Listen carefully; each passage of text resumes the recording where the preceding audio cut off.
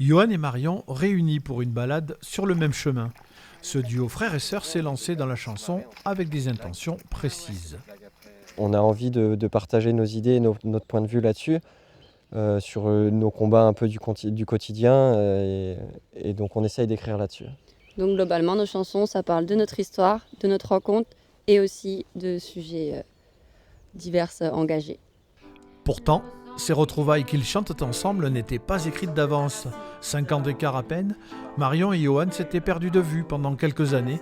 Finalement, leur passion pour la musique les a réunis. Partager la plume, gravir les épreuves sans rougir, voir nos paroles franchir les écumes. Partager la plume, gravir les épreuves sans rougir. On n'était pas forcément si proches que ça, parce que moi je considérais que c'était des disputes entre frères et sœurs. Marion, elle le vivait totalement autrement, donc c'était des vraies blessures pour elle. On s'est retrouvés au point qu'on est devenus même amis. À deux, on est plus fort.